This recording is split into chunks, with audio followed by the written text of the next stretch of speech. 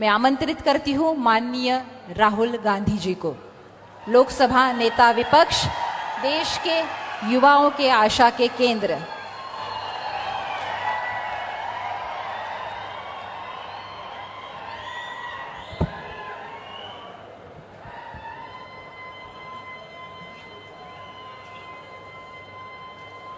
खारगे जी, शरद पवार जी, रमेश चेन्निथाला जी, नाना पटोले जी, थोराट जी, वडेट्टीवार जी, सतेज बंटी पाटिल जी, विशाल पाटिल जी, विश्वजीत कदम जी, stage पे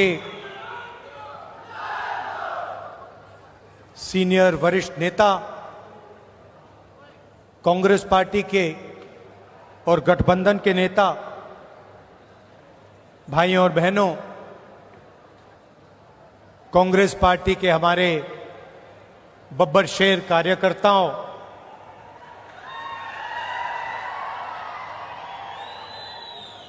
आपने सबको डरा रखा है बीजेपी वालों को, और प्रेस के हमारे मित्रों,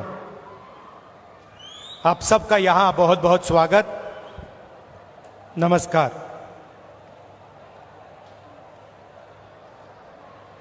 आज यहां आकर मुझे बहुत खुशी हो रही है। कदम जी की याद में हम यहां आए हैं। उन्होंने अपनी पूरी जिंदगी कांग्रेस पार्टी को, महाराष्ट्र को, देश को दी, विकास का काम किया, शिक्षा का काम किया, और कांग्रेस पार्टी के साथ पूरे दिल से पूरी जिंदगी भर वो खड़े रहे। जब इंदिरा गांधी जी चुनाव हारी थी, तब भी कदम जी उनके साथ थे। 2 बजे रात को उनकी मीटिंग ऑर्गेनाइज की थी, 2 बजे रात को पब्लिक मीटिंग ऑर्गेनाइज की थी। तो आज हम उनकी याद करते हैं। महाराष्ट्र प्रोग्रेसिव स्टेट है। अलग अलग लोगों ने यहां पर प्रोग्रेसिव काम किया, जनता को एक साथ लेकर इंस्पायर किया, और वो लोग महाराष्ट्र को रास्ता दिखाते हैं। बहुत लंबी लिस्ट है। शिवाजी महाराज जी, शाहू महाराज जी, फूले जी, अंबेडकर जी, इन सब ने महाराष्ट्र को नहीं मगर पूरे देश को जीने का तरीका, प्रगति और इंस्पिरेशन दिया। और मैंने खारगे जी से आज कहा, कांग्रेस प्रेसिडेंट है तो अंदर की बात आपको बताता हूं। हम जैसे ही लैंड किए तो मैंने खारगे जी से कहा कि खारगे जी, मैंने एक बात नोटिस की है। तो उन्होंने कहा, क्या? मैंने कहा, मैं आपके साथ कर्नाटक जाता हूं तो आप बहुत खुश हो जाते हो। जैसे ही आप जहाज से उतरते हो, चेहरे पे मुस्कान होती है। मगर मैंने एक और बात देखी है, जब आप महाराष्ट्र आते हो तब भी आप बड़े खुश होते हो, आपके चेहरे पे मुस्कान होती है। तो 1 सेकंड में उन्होंने जवाब दिया, राहुल, महाराष्ट्र में कांग्रेस पार्टी की विचारधारा बहुत गहरी घुसी हुई है, इसलिए जब मैं यहां आता हूं जब मैं यहां आता हूं मुझे खुशी होती है। यहां पे विचारधारा कांग्रेस की है, अंबेडकर जी की है, शिवाजी महाराज, फूले जी की है। और इसीलिए मुझे यहां आकर उतनी ही खुशी होती है जितनी मुझे कर्नाटक में जाकर होती है। और यही मेरी फीलिंग है। जब भी मैं महाराष्ट्र आता हूं मुझे लगता है कि ये जो प्रदेश है हमारी विचारधारा का गढ़ है, फाउंडेशन है। और आप लोगों के डीएनए में हमारी विचारधारा है। और लड़ाई विचारधारा की है। जो आप हिंदुस्तान में देख रहे हैं ये सिर्फ पॉलिटिक्स नहीं है। पहले पॉलिटिक्स चलती थी, राजनीति चलती थी। आज हिंदुस्तान में आइडियोलॉजिकल लड़ाई चल रही है, विचारधारा का युद्ध चल रहा है। और एक तरफ कांग्रेस पार्टी और ये सब महापुरुष, और दूसरी तरफ बीजेपी। हम सोशल प्रोग्रेस चाहते हैं, हम सबको जोड़कर एक साथ आगे ले जाना चाहते हैं। और वो चाहते हैं कि चुने हुए लोगों को हिंदुस्तान का पूरा फायदा मिले, दलित दलित रहे, पिछड़े लोग पिछड़े रहें, आदिवासी आदिवासी रहें। और जो जात का ढांचा है वो वैसा का वैसा रहे। ये हम दोनों के बीच में लड़ाई है। और ये आपको पूरे देश में दिखेगी। वो नफरत फैलाते हैं, हिंसा फैलाते हैं, एक धर्म को दूसरे धर्म से लड़ाते हैं, एक जात को दूसरी जात से लड़ाते हैं, एक भाषा को दूसरी भाषा से लड़ाते हैं। मणिपुर देखिए, पहली बार हिंदुस्तान की हिस्ट्री में सिविल वॉर जैसा माहौल बना हुआ है। मगर आज तक 1.5 साल हो गया, आज तक हिंदुस्तान के प्रधानमंत्री मणिपुर नहीं गए, जा ही नहीं सकते, क्योंकि वहां पे बीजेपी के लोगों ने आग लगाई। तो ये लड़ाई चल रही है। भारत जोड़ो यात्रा में कन्याकुमारी से हम कश्मीर चले। लोग कहते हैं कि राहुल गांधी कन्याकुमारी से कश्मीर चला। नहीं, मैं अकेला नहीं चला था। लाखों लोग हमारे साथ कन्याकुमारी से कश्मीर चले थे। महाराष्ट्र में, केरल, तेलंगाना, उत्तर प्रदेश, मध्य प्रदेश, हर प्रदेश के लोग चले थे। और एक लक्ष्य था, जो एक लाइन में हमने कह दिया, नफरत के बाजार में मोहब्बत की दुकान खोलनी। हमें नफरत की राजनीति नहीं चाहिए, नफरत का हिंदुस्तान नहीं चाहिए। हमें मोहब्बत की राजनीति चाहिए, मोहब्बत का हिंदुस्तान चाहिए। हम भाईचारा देखना चाहते हैं, हम एक दूसरे की इज्जत करना चाहते हैं। यह फर्क है। आप देखिए, देश के कोने कोने में ये लोग नफरत फैलाते हैं। और ये नई चीज नहीं है, ये सदियों से कर रहे हैं।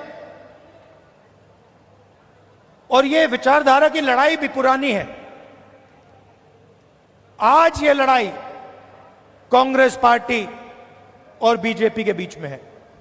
इससे पहले यही लड़ाई फूले जी ने लड़ी, यही लड़ाई शिवाजी महाराज ने लड़ी।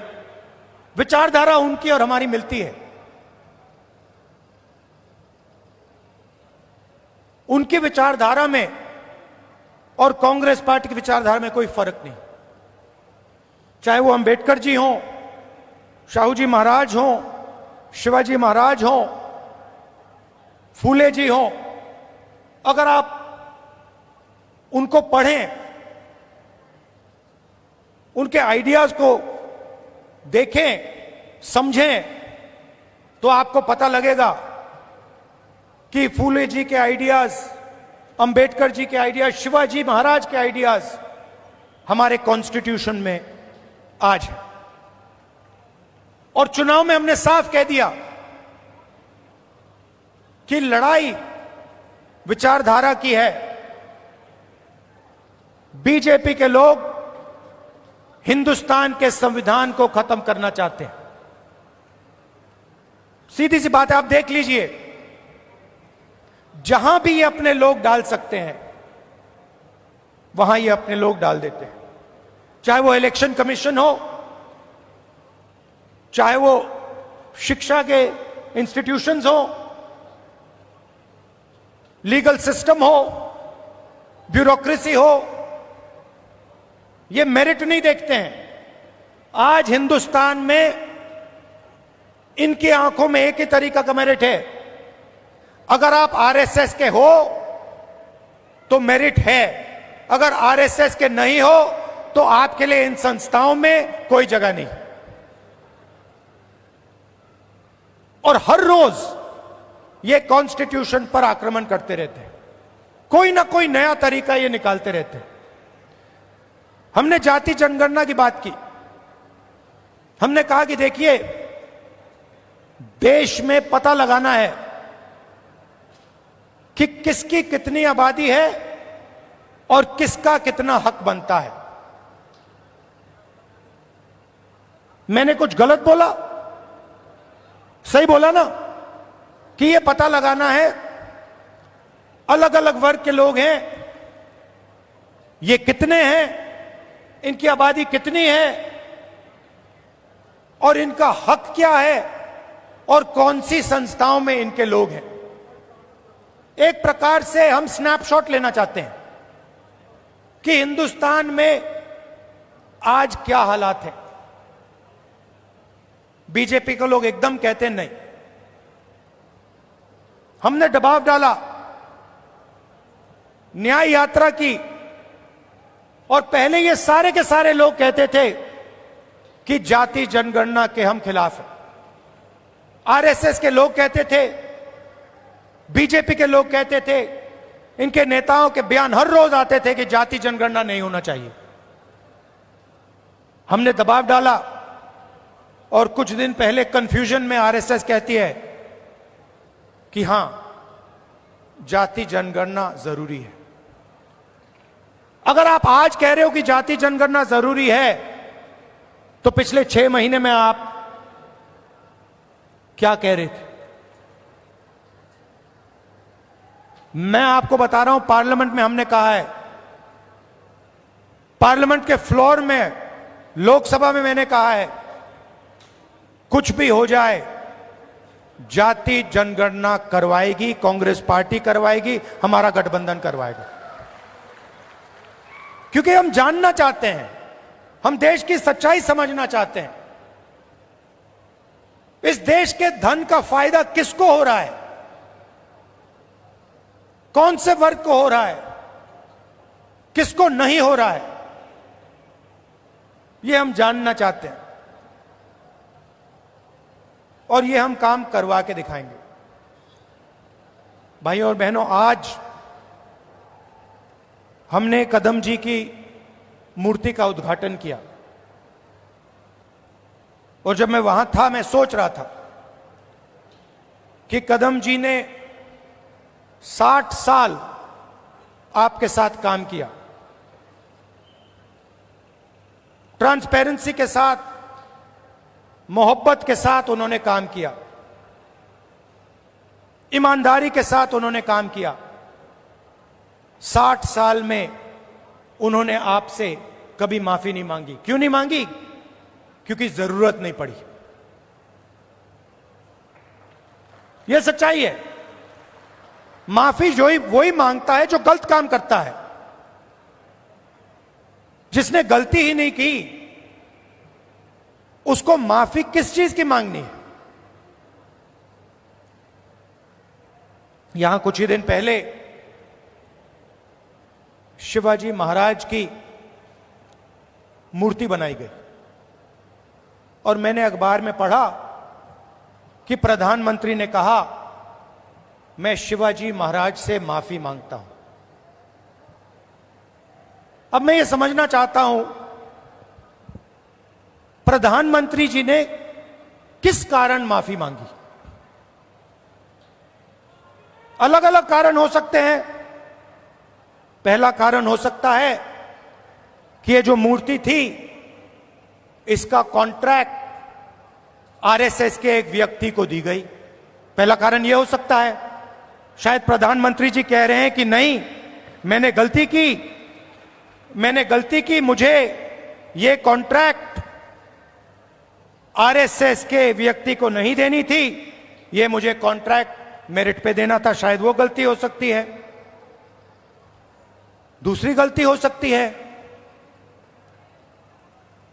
कि मूर्ति के बनने में भ्रष्टाचार हुआ, चोरी हुई।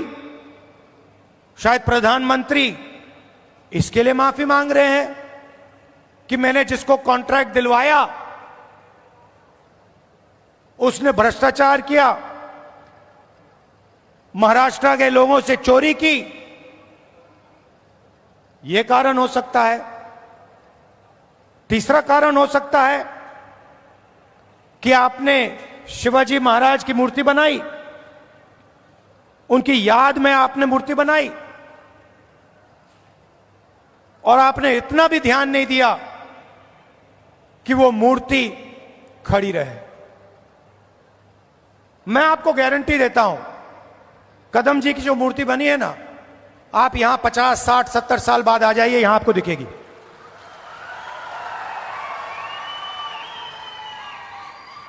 और शायद सबसे बड़े महापुरुष शिवाजी महाराज जी की मूर्ति बनती है और कुछ ही दिनों में भ्रष्टाचार के कारण, गलत व्यक्ति को कॉन्ट्रैक्ट देने के कारण वो मूर्ति गिर जाती है।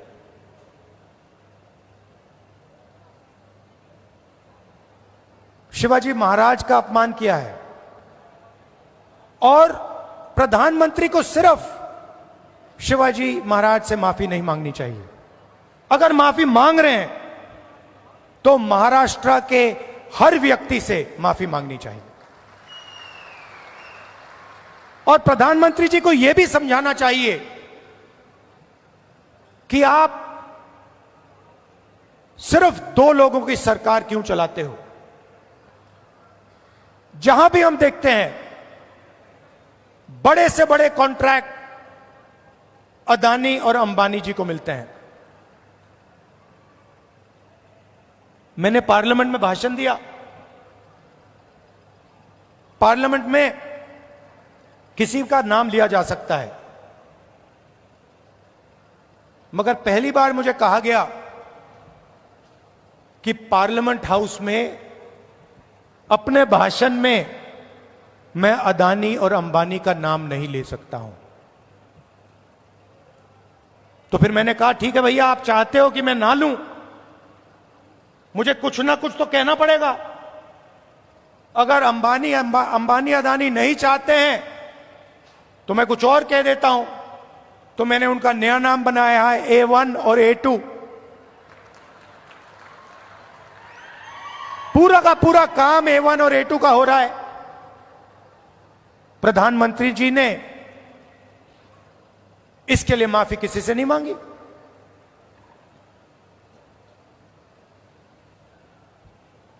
काले कानून आए, किसानों से उनका हक छीनने वाले कानून, 700 किसान शहीद हुए। हमने पार्लियामेंट में कहा कि 2 मिनट इनके लिए मौन रखा जाए। हमें कहा जाता है नहीं, ये शहीद नहीं है।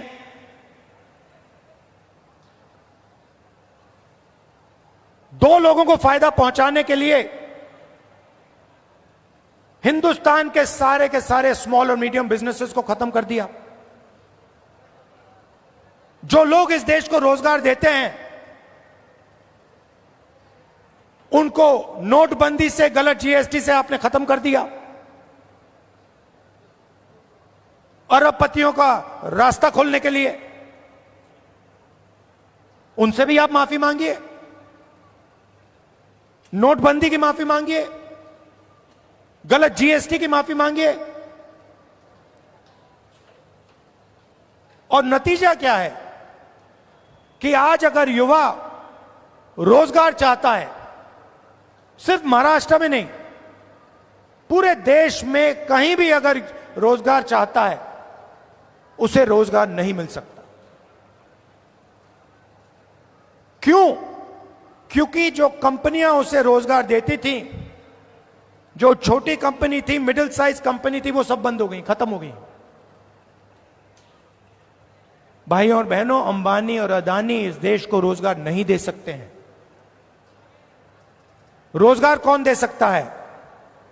रोजगार छोटे बिजनेस वाले दे सकते हैं, रोजगार मीडियम साइज बिजनेस वाले दे सकते हैं, जो छोटी फैक्ट्रियां चलाते हैं, मिडिल साइज फैक्ट्रियां चलाते हैं, जो चीजें बनाते हैं, ये लोग दे सकते हैं।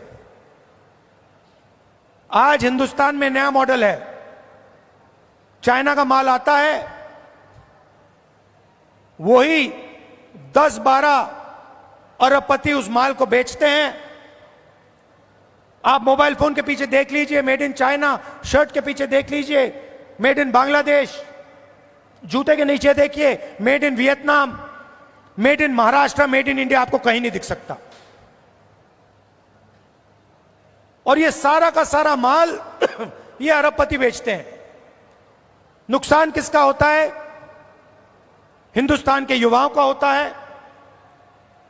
हिंदुस्तान के जो छोटे बिजनेस हैं, मिडिल साइज बिजनेस हैं, जो चाइना का मुकाबला कर सकते हैं, उनका होता है। फायदा किसका होता है? नरेंद्र मोदी जी की मार्केटिंग होती है, अदानी और अंबानी जी का फायदा होता है। और दो हिंदुस्तान बन रहे हैं, एक अरबपतियों का, उसमें 20-25 लोग हैं, और दूसरा मजदूरों का, किसानों का, बेरोजगार युवाओं का। भाइयों और बहनों, 16 लाख करोड़ रुपए, 16 लाख करोड़ रुपए नरेंद्र मोदी जी ने इन 20-25 लोगों का कर्जा माफ किया है। किसानों का आज तक कर्जा माफ नहीं किया है। हमने 70,000 करोड़ रुपए किया था जब हमारी सरकार थी। आप सोचो, 70,000 करोड़ रुपए से हिंदुस्तान के सारे किसानों का कर्जा माफ किया था। इन्होंने 16 लाख करोड़ रुपए 22-25 लोगों को दिया है। ये हमारी लड़ाई है। हम चाहते हैं कि एक हिंदुस्तान हो। अगर बैंक के दरवाजे अरबपतियों के लिए खुले हैं, तो बैंक के दरवाजे किसानों के लिए, मजदूरों के लिए, युवाओं के लिए खुले होने चाहिए। अगर उनका 16 लाख करोड़ रुपए माफ हो रहा है, तो फिर गरीबों का भी 16 लाख करोड़ रुपए माफ होना चाहिए। और अगर गरीबों का 16 लाख करोड़ रुपए माफ नहीं हो रहा है, तो फिर उनका नहीं होना चाहिए। हम सिर्फ न्याय की बात कर रहे हैं। और यही लड़ाई महाराष्ट्र में है। आप यहां का इंफ्रास्ट्रक्चर देखिए, यहां बेरोजगारी देखिए। Thank you. बेरोजगारी देखिए, हर एरिया में आपको भ्रष्टाचार दिखेगा। जहां भी आप देखोगे सड़क बनती है, भ्रष्टाचार, सरकारी भ्रष्टाचार से बनी है, सरकारी चोरी करके बनी है, सरकारी एमएलएस को पैसा बन के दे के बनी है। ये बीजेपी की सरकार नहीं है, ये आपकी सरकार थी। इसको तोड़कर चोरी करके ले गए ये लोग।